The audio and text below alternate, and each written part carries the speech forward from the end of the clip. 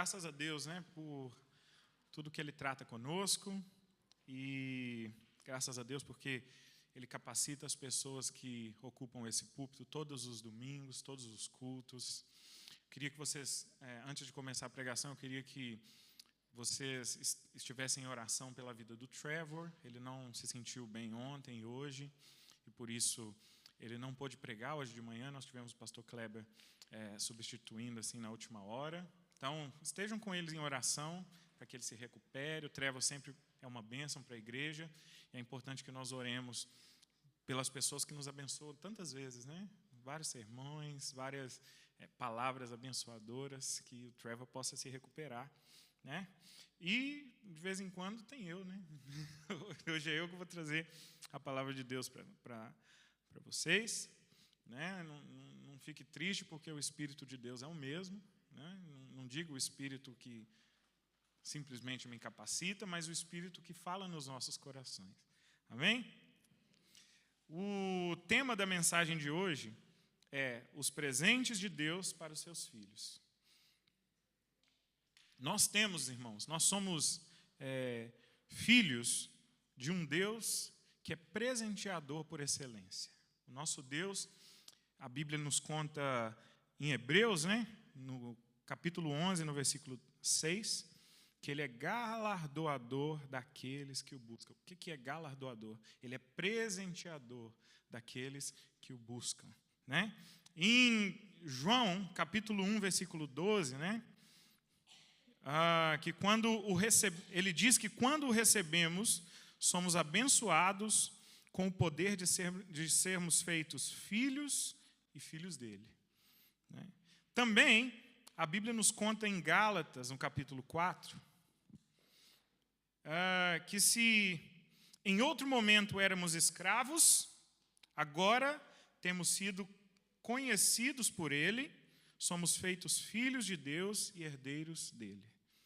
Então Deus, Ele nos pega na situação de escravos, escravos do pecado, escravos do mal. Ele nos transforma, Ele nos conhece, Ele nos faz filhos dele e, consequentemente, somos herdeiros daquilo que Ele tem para nós.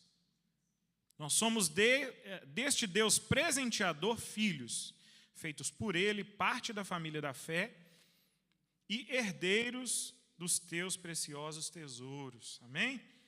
Hoje, eu decidi falar sobre alguns desses presentes que Deus, Ele reserva para aqueles que são os teus filhos. Amém? Primeiro presente que eu gostaria de falar nessa noite, né? Deus nos presenteou com a existência. Ele nos fez. Primeiramente, precisamos entender uma coisa nisso aqui, tá? Prestem bastante atenção. Deus, Ele nos criou com um propósito. Mas Deus não nos criou por uma necessidade.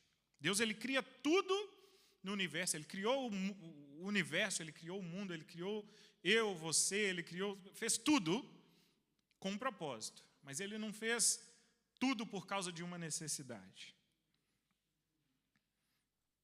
Ele nunca precisou de nós, na verdade. Deus, Ele era satisfeito, Ele era completo em si mesmo. Ele sempre foi completo em si mesmo. Mas a Bíblia nos diz que tudo que Deus fez era bom aos seus olhos e feito para a sua glória. Então, queria que nós nos concentrássemos nesse ponto. Deus, Ele é soberano, Ele é unânime, Ele é completo. Mas Ele cria todas as obras da mão dEle. Ele diz que essas obras são boas e elas servem a um propósito. Elas servem para que Ele seja glorificado. Queridos, é muito estranho medir, né, conseguir mensurar o quão grande e perfeito Deus é. Então, eu preciso que vocês reflitam comigo em um ponto, tá? Queria que vocês pensassem que houve um tempo em que não havia tempo, não existia tempo ainda. Mas já havia Deus. Deus já existia. Em João capítulo 1, diz que no princípio era aquele que é a palavra. Ele estava com Deus e era Deus. Nós temos o princípio dos tempos, o princípio de tudo, mas Deus ali já era, ele já existia. Deus ele não cabe no tempo, ele é tão grandioso que ele já existia além do tempo. O tempo começou no início da criação, mas Deus já estava lá antes de tudo. Deus já existia antes disso. Deus criou o tempo, algo sem o qual não conseguimos nem compreender o restante da criação. Porque estamos inseridos no tempo, a gente está nesse meio. Para nós é muito difícil entender como algo existe fora de uma linha temporal, mas Deus, ele está totalmente à parte disso.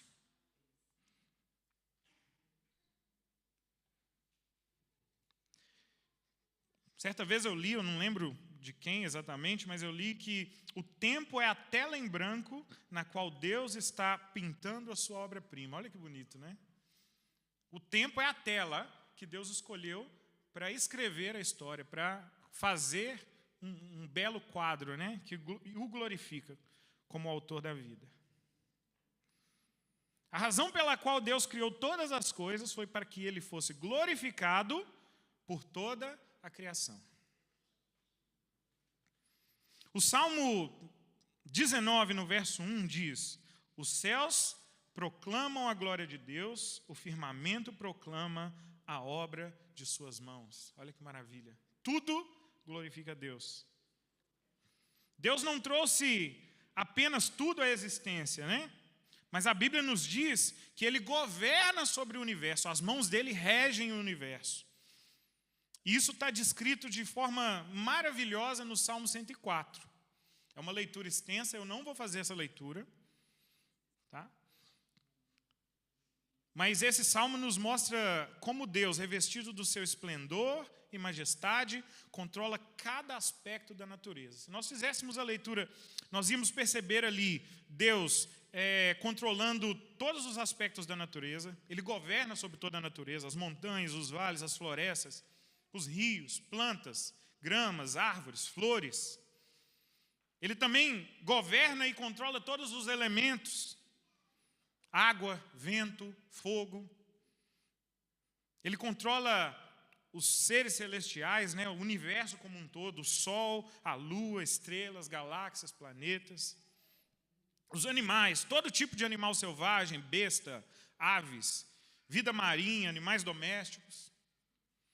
Todo conhecimento e sabedoria, tudo o que pode ser pensado e compreendido. Olha o que diz lá no Salmo 104, no verso 34, diz assim: seja-me agradável a meditação a respeito dele. Eu, porém, me alegro no Senhor. Olha que maravilha. A gente consegue compreender assim que até o nosso esforço intelectual, o nosso ato de pensar e refletir, faz parte de tudo o que Deus governa. Nada sai do controle desse Deus grandioso. Tudo é governado por Deus e opera para a sua glória. Em Marcos, no capítulo 4, quando nosso Senhor Jesus Cristo disse: acalma-se, aquieta-te, e o vento cessou e as ondas se acalmaram, as pessoas ao redor puderam testemunhar Deus em carne, fazendo exatamente o que o Salmo 104 descreve. De forma que os que testemunharam o ocorrido se espantaram e reconheceram em Cristo o atributo de governo de Deus sobre toda a criação.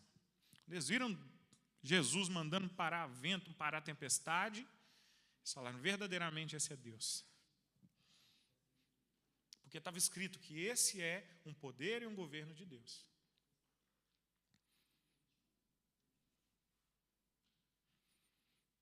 E se Deus controla tudo, nós somos parte dessa criação. E nós estamos sob o governo dele. A Bíblia diz em Gênesis 1:27 que criou Deus o homem à sua imagem. A imagem de Deus o criou. Homem e mulher os criou. Toda a criação, inclusive eu e você, serve ao mesmo propósito: declarar a glória de Deus e proclamar as obras de suas mãos. Irmãos, a existência é um presente de Deus para nós, pois não fizemos nada para merecer. Se Deus quisesse, Ele não tinha nos criado. Mas Ele nos criou. E Deus não nos trouxe à existência porque Ele estava se presenteando com algo que precisava. Deus não estava suprindo uma necessidade que Ele tinha quando Ele criou a gente. Nós não servimos a Deus nós não servimos a um Deus que carecia de adoração e dedicação. Deus era, é e sempre será completo em si mesmo. Mas nós existimos por um motivo, nós existimos por uma causa. Existimos por causa de suas boas obras no tempo da criação. Não nos esqueçamos disso, irmãos. Assim como tudo que Deus criou, fomos criados por Ele, somos governados por Ele e vivemos e existimos para a sua glória. Deus, Ele nos presenteou com existência. O segundo presente que eu queria falar nessa noite, o segundo presente de Deus para a nossa vida, que eu queria comentar hoje, é que Deus, Ele nos presenteou com a sua salvação. Deus não nos apenas presenteou com existência, mas também Ele nos deu a vida. Quando eu estou falando a vida, porque estávamos mortos e Ele nos trouxe a vida. A Bíblia diz em Efésios 2, eu vou ler dos versículos 1 ao 5, vocês estavam mortos em suas transgressões e pecados, nos quais costumavam viver, quando seguiam a presente ordem deste mundo e o príncipe do poder do ar, o espírito que agora está atuando na vida nos que vivem na desobediência. Anteriormente, todos nós também vivíamos entre eles, satisfazendo as vontades da nossa carne, seguindo seus desejos e pensamentos. Como os outros, éramos por natureza merecedores da ira. Todavia Deus, que é rico em misericórdia, pelo grande amor com que nos amou, deu-nos vida juntamente com Cristo, quando ainda estávamos mortos em transgressões. Pela graça vocês são salvos. Amém. Vamos refletir nisso aqui. Nós éramos criaturas e Ele nos fez filhos. Ele nos diz aí que estávamos mortos em pecados e Deus nos deu a vida por meio de Cristo. Não merecíamos absolutamente nada. Como vimos, devemos ser gratos pelo fato de que Deus nos deu o presente da existência e ainda nos colocou acima da criação, como vemos em Gênesis 1, 26, que diz assim: então disse Deus, façamos o homem à nossa imagem, conforme a nossa semelhança, domine ele sobre os peixes do mar, sobre as aves do céu, sobre os grandes animais e toda a terra, e sobre todos os pequenos animais que se movem ao chão. Mas, infelizmente, irmãos, nós escolhemos o caminho da transgressão. Escolhemos comer do fruto da árvore proibida. Veja toda a criação que acabamos de falar aqui, né? Tudo isso que foi citado, Deus nos colocou para governar sobre isso. E nós transformamos tudo isso em nossos deuses. Nós nos rendemos a cada um desses aspectos. Se nós abrirmos a nossa Bíblia em Romanos, no capítulo 1, no versículo 20 a 25, nós vamos entender isso. Diz assim: pois desde a criação, versículo 20 eu estou lendo, Romanos 1, versículo 20. Pois desde a criação do mundo, os atributos invisíveis de Deus, seu poder e sua natureza divina, têm sido vistos claramente, sendo compreendidos por meio das coisas criadas, de forma que tais homens são indesculpáveis, porque, tendo conhecido a Deus, não o glorificaram como Deus, nem lhes renderam graças, mas os seus pensamentos tornaram-se fúteis e os seus corações insensatos se obscureceram. Dizendo-se sábios, tornaram-se loucos e trocaram a glória do Deus imortal por imagens feitas segundo a semelhança do homem mortal, bem como dos pássaros, quadrúpedes e répteis. Por isso Deus os entregou à impureza sexual, seguindo os desejos pecaminosos dos seus corações para a degradação dos seus corpos entre si. Trocaram a verdade de Deus pela mentira. E adoraram e serviram as coisas e seres criados em lugar do Criador, que é bendito para sempre. Amém. Quando a gente olha aqui o que a gente acabou de ler, a gente consegue entender que a queda do homem ela não aconteceu simplesmente no Éden. Não foi só no Éden. Prestem bem atenção nisso. A queda do homem, ela não acontece só no Éden. Nós todos aqui estávamos perdidos em nossos corações pecaminosos. Escolhemos o mal e não o bem. Merecíamos a ira. A morte era o nosso salário, pois todos pecaram. Mas Deus, rico em misericórdia, não nos deu o que merecíamos, e sim nos presenteou com a salvação. Mais uma vez, nós não merecíamos aquilo que Deus nos deu. Mas mesmo assim, Ele nos dá de presente algo glorioso, que é a salvação em Cristo. Estávamos mortos, mas Ele nos deu vida em Cristo. Vocês são salvos pela graça. A salvação é um presente, não nos custou nada.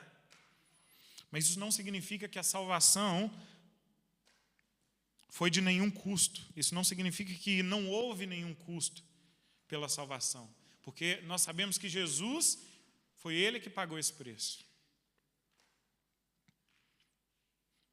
Em Isaías 53, lendo a partir do versículo 3, diz assim: foi desprezado e rejeitado pelos homens, um homem de tristeza e familiarizado com sofrimento, como alguém de quem o homem esconde o rosto. Foi desprezado e não o tínhamos em estima. Certamente Ele tomou sobre si as nossas enfermidades e sobre si levou as nossas doenças.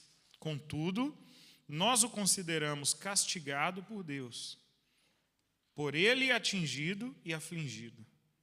Versículo 5. Mas Ele foi transpassado por causa das nossas transgressões, foi esmagado por causa de nossas iniquidades. O castigo que nos trouxe a paz estava sobre Ele, e pelas suas feridas fomos curados. Todos nós, tal qual ovelhas, nos desviamos, cada um de nós se voltou para o seu próprio caminho, e Ele fez cair sobre Ele a iniquidade de todos nós.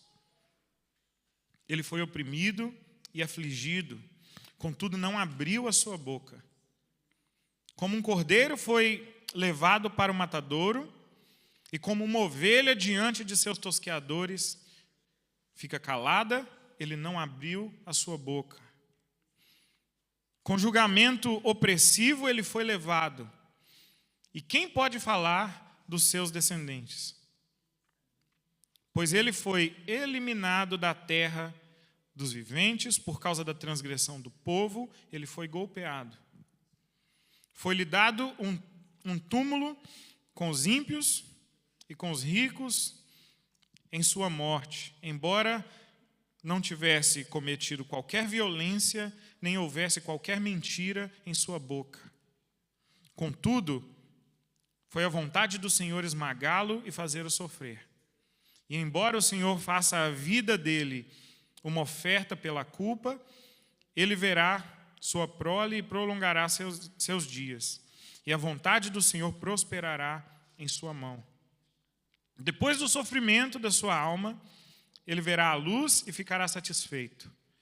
Pelo seu conhecimento, meu servo justo justificará a muitos e levará a iniquidade deles. Irmãos, nosso Senhor Jesus Cristo morreu para que pudéssemos viver. Ele nos deu um presente. Não há nada maior que nós possamos fazer a não ser sermos gratos por mais esse presente que Deus nos deu.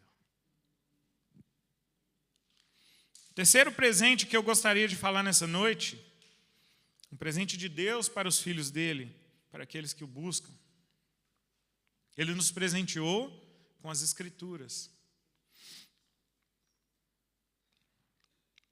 Prestem atenção em um detalhe.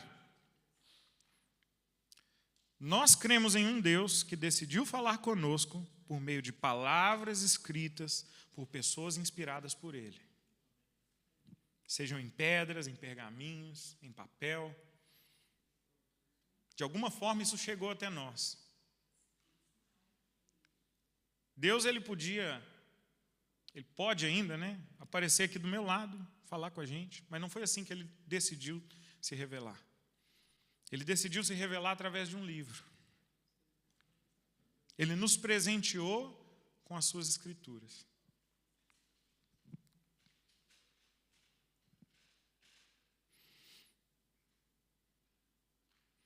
Nós, como cristãos, nós precisamos ser reconhecidos de forma genuína e autêntica como o povo do livro. Os judeus, eles eram vistos como o povo do templo. Eles iam até o templo e eles ofereciam sacrifício. Nós precisamos ser reconhecidos como o povo do livro. Porque nós cremos que Deus, ele falou conosco através de algo que foi escrito. Em 2 Timóteo, no capítulo 3, versículo 16, diz assim: toda a Escritura é inspirada por Deus e útil para o ensino, para a repreensão, para a correção e para a instrução da justiça. A Bíblia é inspirada por Deus. A Bíblia é poderosa, irmãos. Por causa do conteúdo das Sagradas Escrituras, vidas são transformadas todos os dias. Estamos aqui porque Deus, um dia, por meio da Bíblia, falou conosco, nos chamando para Ele, para viver uma vida de acordo com aquilo que está escrito nesse livro. As Escrituras, elas nos mostram o que é certo e o que é errado, o que agrada a Deus e o que entristece a Deus. As Escrituras falam sobre a criação, falam sobre a queda do homem, a jornada do povo escolhido de Deus, a vinda de Cristo, fala sobre a cruz, fala sobre o túmulo vazio, fala sobre o Cristo ressurreto, fala sobre a descida do Espírito Santo, sobre a igreja de Cristo. A Bíblia nos revela tudo sobre o início e sobre o fim. A Bíblia é a principal fonte de conhecimento àqueles que querem conhecer mais da parte de Deus. Se existe algo que pode ser conhecido sobre Deus, sobre seus atributos, sobre o que Deus é, sobre suas obras, seus planos, tudo isso está contido nas Escrituras.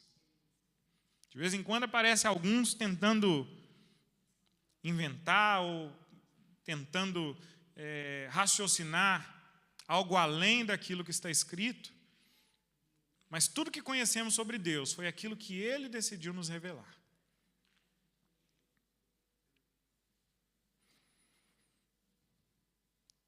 Nós, irmãos, não temos o direito de inventar um Deus à nossa imagem. Deus é quem Ele diz ser.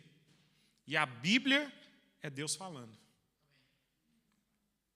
As Escrituras, elas são descritas como lâmpada para os nossos pés. Elas são luz para o nosso caminho. Nós devemos amar as Escrituras, a palavra de Deus, como é expresso no Salmo 119.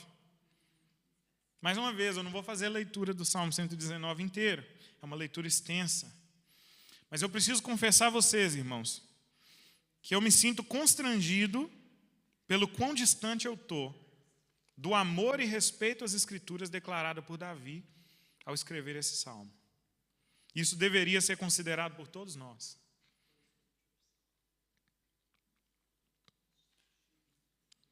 Quando Davi escreve esse salmo, ele fala lá que ele pede para Deus, suplicando, né? Guarda no meu coração as tuas palavras, porque eu não quero pecar contra você. Depois faça a leitura e entenda o quão importante as Escrituras de Deus são para o povo de Deus, porque é Deus falando. A Bíblia é a voz de Deus, irmãos, falando conosco todos os dias. Se você quer ouvir Deus falando, abra a sua Bíblia. Ele enche-nos de fé e de esperança. E Ele nos guia no caminho de santidade. Se nós lêssemos a Bíblia e pegássemos todas as falas de Jesus naquele livro, Jesus por várias vezes proclama a seguinte expressão: está escrito.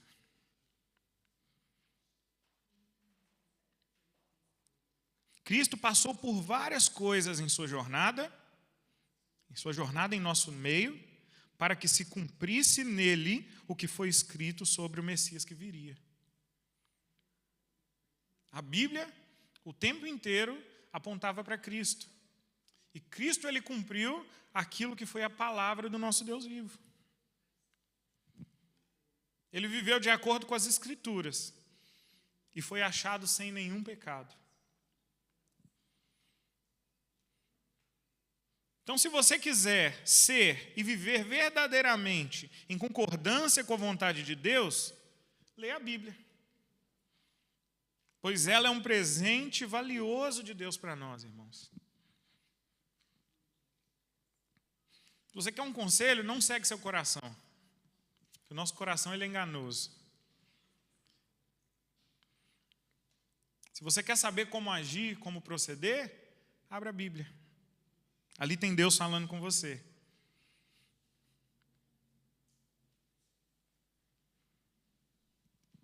Nós, como filhos de Deus que somos, isso aqui é muito importante, viu? Eu coloquei uma nota aqui. Nós, como filhos de Deus que somos, não podemos aceitar o fato de que não conseguimos entender certas porções daquilo que está escrito no livro sagrado. Vou repetir um pouquinho mais lento.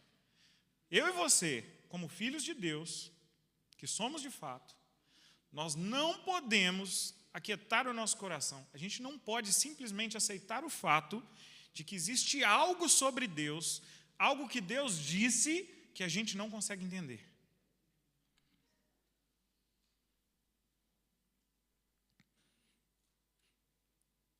Isso devia tirar nosso sono. Não dá para dormir em paz sabendo que uma parte daquilo que Deus falou para você está além da sua capacidade intelectual. E por isso não dá para ser compreendido. Os jovens em idade escolar aqui, quando você vai para a escola e aprende, quando você vai para a escola e escreve uma redação, aprende ali a interpretar um texto, alguma coisa, lembre-se, o Deus que você serve, ele se comunica com você através de algo que foi escrito. Se você está ruim em texto, está ruim em interpretação, se você não consegue entender algo que você está lendo, lembre-se disso. A maior motivação que você tem para aprender e tentar entender o que está escrito é que Deus ele fala com você através daquilo que ele escreveu. Irmãos, de fato, Deus é infinitamente maior do que tudo aquilo que Ele achou por bem revelar a nós. Deus é maior do que aquilo que Ele nos deixou saber. Também é fato que vamos terminar a nossa passagem aqui por esse mundo sem a total compreensão daquilo que foi escrito, dada a riqueza e a natureza da revelação contida na palavra de Deus. A gente vai morrer e vai ter muita coisa que a gente não vai entender. Isso é verdade.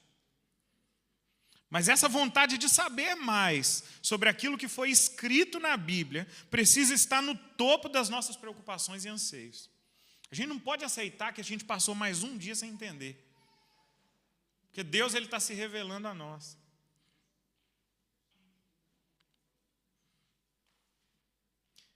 Esse anseio ele precisa ser maior do que as nossas preocupações do que vamos comer ou onde vamos repousar a nossa cabeça todas as noites. Se tem uma coisa que a gente precisa se preocupar todos os dias eu preciso entender um pouco mais daquilo que Deus falou comigo. Precisamos querer saber mais sobre aquilo que Deus disse, irmãos.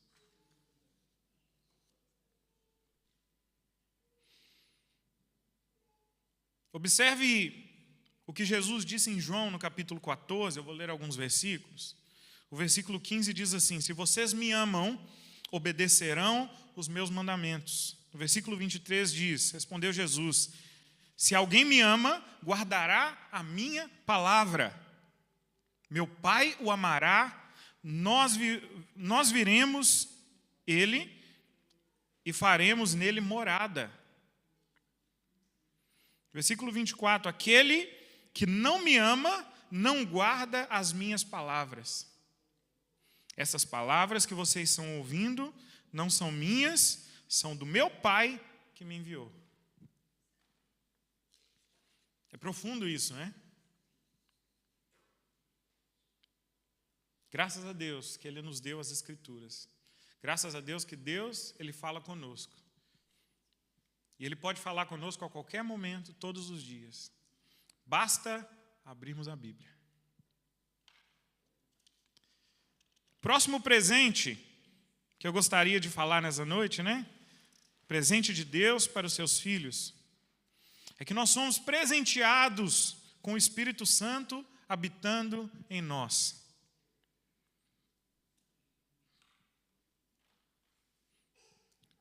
Os apóstolos ouviram isso em Jesus, ouviram isso da boca de Jesus em João, no capítulo 14. Eu vou fazer a leitura aqui a partir do verso 16.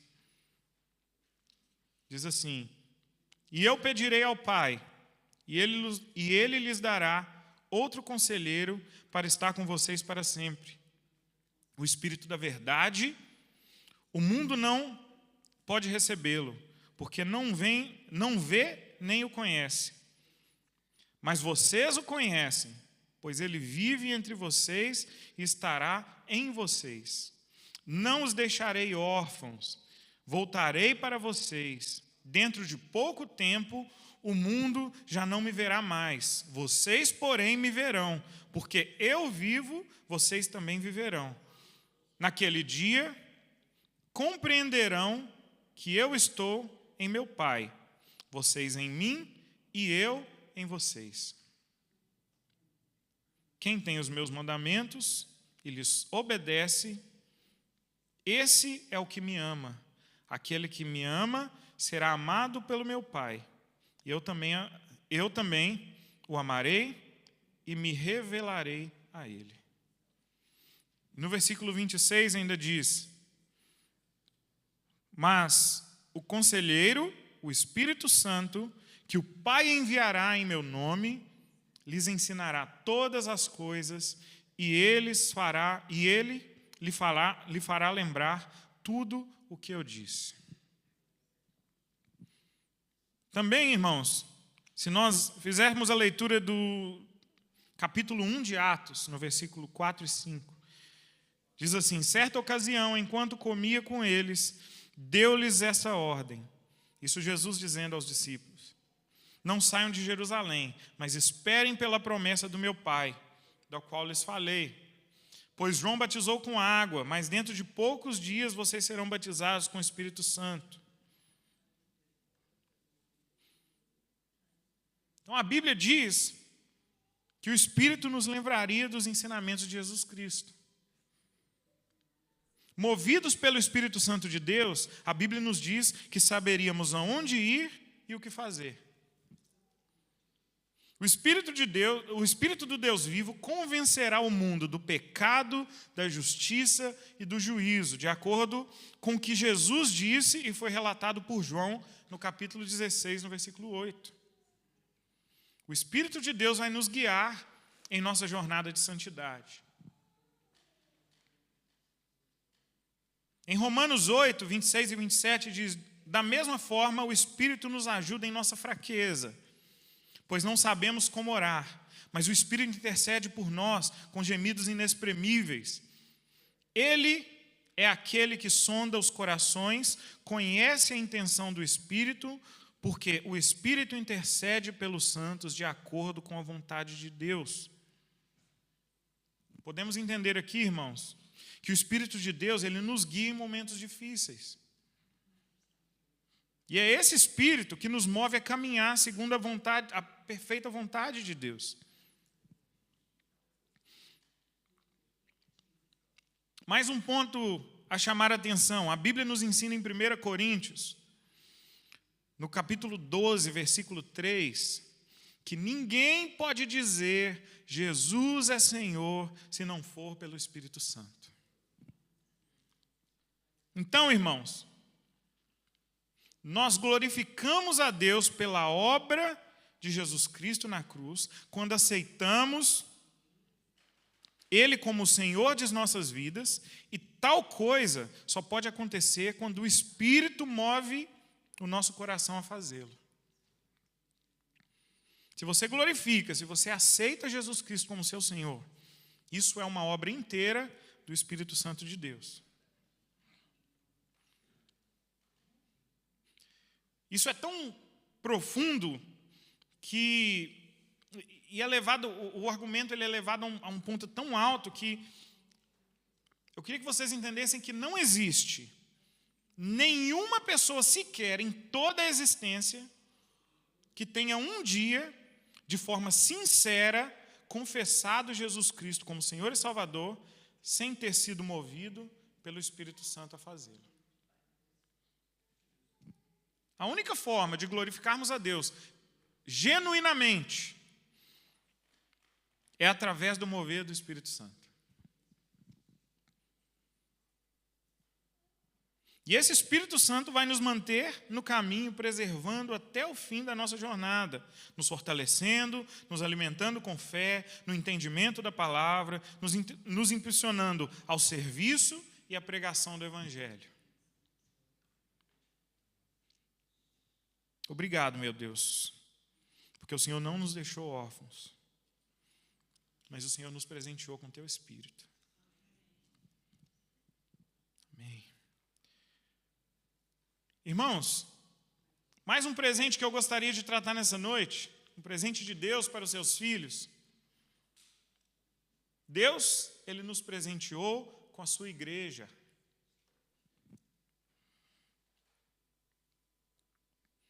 Irmãos, Deus nos deu a igreja porque Ele sabia que nós não conseguiríamos caminhar sozinhos.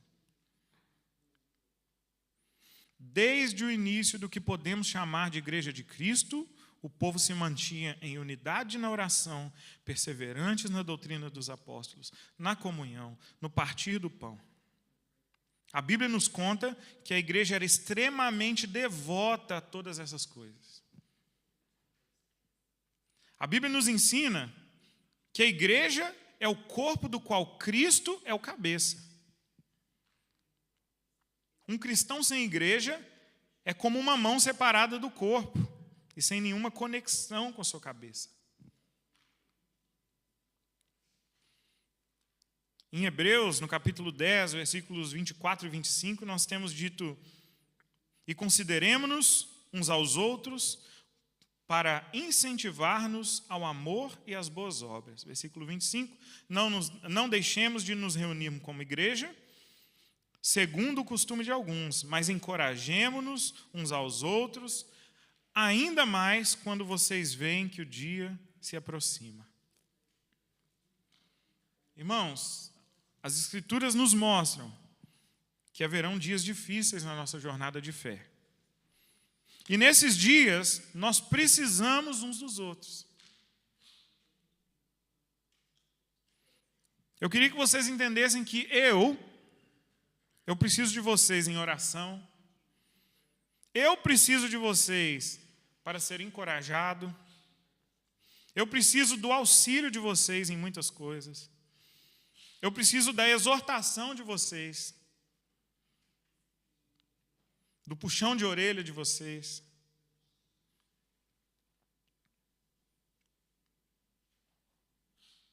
Meus irmãos em Cristo, membros da igreja, que é o corpo do qual Ele é o cabeça. Se você aqui, que está me ouvindo aqui hoje, você acredita que não necessita de uma vida da igreja,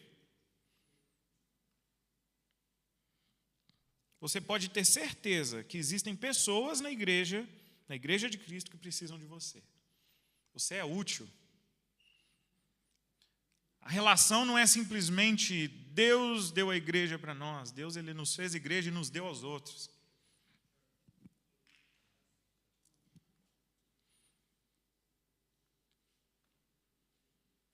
Se você não sente que a igreja hoje é um instrumento de bênção na sua vida, seja um instrumento de bênção na vida de outros que estão necessitados na comunidade da fé. Eu e a Stephanie, a gente uma vez conversou, né? A gente vive em altos e baixos. Todas as vezes que nós estávamos em alto, nós pudemos, né, abençoar outras pessoas. E quando estávamos em baixo, a gente teve pessoas para puxar a nossa mão.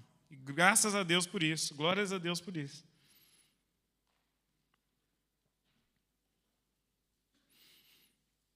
Abram o vosso entendimento para o fato de que, quando Deus te abençoa e te prospera, não é para que você somente goze do conforto que isso te proporciona, e sim para que outros sejam abençoados com a bondade de Deus através da sua vida. Se você hoje, irmão, não está atribulado, seja agente de paz na vida de alguém. Seja um instrumento de bênção. Se você está em paz, leve paz para alguém. Os membros do corpo de Cristo sempre se movem em concordância com os comandos da cabeça. E a cabeça do corpo é Jesus Cristo. De forma que não deve haver nenhuma brecha para conflitos na comunidade da fé. Eu queria que você pensasse em todas as pessoas que estão sentadas próximas a você. Todas essas pessoas vão um dia dividir um lugar no paraíso. E a comunhão que vivemos hoje é só o início de algo que vai durar para sempre.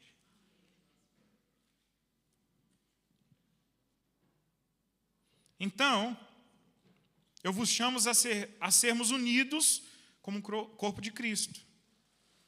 Por mais difícil que isso possa ser, somos parte do mesmo corpo. Somos membros da mesma igreja. Isso só é assim por causa da obra de Deus em nós. Muito obrigado, Deus, pelos irmãos que o Senhor colocou na minha vida, os irmãos da fé que o Senhor colocou na minha vida. Te agradeço profundamente, Pai. Obrigado por essa igreja, meu Deus. Mais um presente que eu gostaria de falar nessa noite, um presente de Deus para os filhos dele. Deus nos presenteou com a vida eterna. Amém. Jesus Cristo disse que não é o fim quando morremos. Foi por ele que nós tivemos acesso a isso. Nem tampouco, irmãos, vamos simplesmente deixar de existir quando a morte nos alcançar. Muito menos vamos começar uma nova vida do zero, como num jogo, num videogame. Não é só poeira, acabou e tchau, benção. Ou não é só tente outra vez, né? Ganha um corpinho novo, comece do zero, aprenda a falar de novo, respirar, comer. Não. O que Jesus disse para nós é diferente. Somos salvos com a promessa de vida eterna. Nós vamos existir para sempre. Ele fala que nós vamos ter um corpo glorificado, nós vamos viver sem corrupção ou sofrimento, e nós vamos viver em alegria eterna diante de Deus.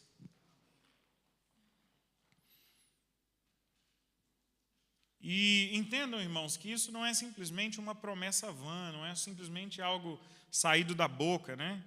Porque ia ser muito fácil, né? Seria muito fácil levantar a voz no meio da multidão e dizer: vocês um dia vão experimentar todas as coisas que eu tenho dito, vocês vão viver para sempre. É fácil falar isso.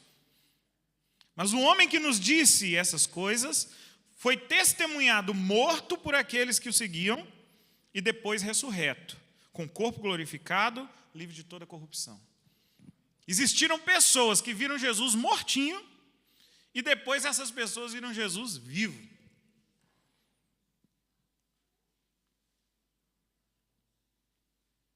No capítulo 1 do livro de Atos dos Apóstolos, nós lemos o seguinte: depois do seu sofrimento, Jesus, eu estou lendo o versículo 3, depois do seu sofrimento, Jesus apresentou-se a eles e deu-lhes muitas provas indiscutíveis de que estava vivo. Apareceu-lhes por um período de 40 dias, falando-lhes acerca do reino de Deus. Jesus não era um fantasminha que aparecia na esquina e assustava todo mundo, não. Ele apresentou provas, ele falou: vocês me viram morto lá, vocês sentiram o cheiro, o sangue, vocês viram tudo, vocês viram as gotas de sangue caindo no chão, mas eu estou aqui hoje. E ele provou para eles que ele morreu, mas que ele ressuscitou. No versículo 9, tendo dito isso, foi levado às alturas enquanto eles olhavam, e uma nuvem o encobriu da vista deles. E eles ficaram com os olhos fixos no céu enquanto ele subia. De repente, surgiram diante dele 2 homens vestidos de branco, que lhes disseram: Galileus, por que vocês estão olhando para o céu? Este mesmo Jesus, que dentre vocês foi elevado ao céu, voltará da mesma forma como vocês viram subir. Olha que maravilha, né? Nós temos Jesus Cristo nos prometendo que viveríamos eternamente. Mas até aquele momento, tudo que se conhecia é: um dia nascemos e um dia morremos. Jesus ele veio com uma mensagem dizendo: vocês vão viver para sempre. E era fácil dizer, mas ele fez. Em 1 Coríntios 15, a partir do verso 20, eu vou fazer a leitura de alguns versículos, diz assim: mas de fato Cristo ressuscitou dentre os mortos, sendo as primícias daqueles que dormiam. Visto que a morte veio por meio de um só homem, também a ressurreição dos mortos veio por meio de um só homem. Pois da mesma forma em que Adão todos morrem, em Cristo todos serão vivificados. Mas cada um por sua vez. Cristo o primeiro, depois, quando ele vier, os que permanecerem. Igreja de Deus, como cristãos, precisamos ter certeza que Cristo não é o único a ressurgir dos mortos. Ele foi apenas o primeiro. É assim que a Bíblia o chama. A Bíblia o chama de as primícias daqueles que dormem. O primeiro dos que morreram. Foi aquele que fez da ressurreição algo possível no momento em que ele venceu a morte. Quando Adão, ele escolhe o pecado, ele traz ao mundo a morte. Ele faz a morte possível. Quando Jesus ele vence a morte, ele traz ao mundo a ressurreição.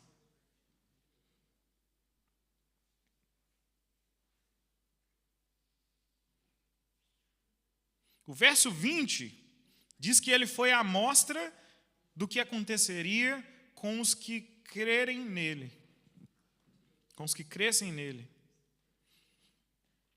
No verso 21 e 22, dizem que, da mesma forma que Adão faz com que a morte fosse algo que nos afligisse, Cristo ressurreto traz a nós a ressurreição e a vida eterna. E no verso 23, a Bíblia é clara em afirmar que a ressurreição de Cristo alcançará a todos os que estão nele. A todos os que são dele.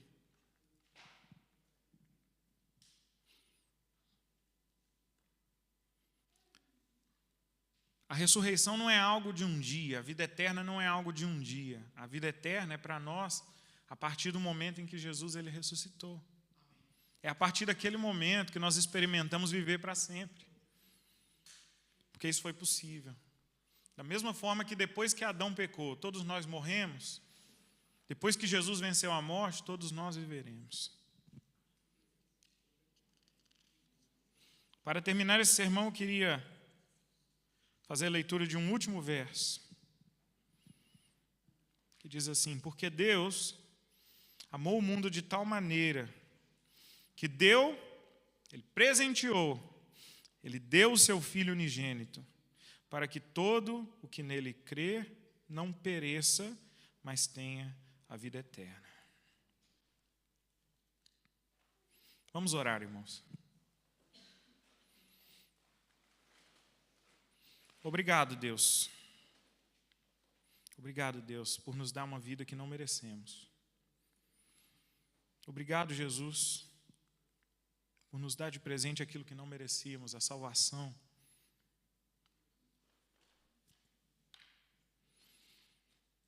Obrigado, Deus, a todos os presentes que o Senhor nos deu. Nos ajude, Pai, a reconhecer todos os dias que todos esses são dádivas do Senhor, vindas da sua mão. Boas porque são suas obras. Obrigado, Deus, porque como seus filhos nós recebemos o presente da criação e da existência, o presente da salvação em Cristo. Obrigado, Pai, pelas suas escrituras, pela sua voz falando conosco. Obrigado, Pai, pelo Espírito Santo que habita em nós. Obrigado, Pai, pela igreja em que o Senhor nos colocou como membros. E obrigado, Pai, pela promessa e a esperança da eternidade contigo.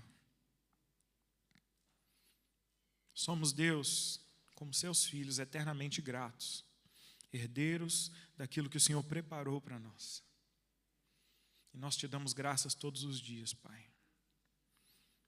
Honramos ao Senhor, meu Deus, porque não merecíamos, mas o Senhor assim mesmo nos presenteou. Em nome de Jesus oramos. Amém.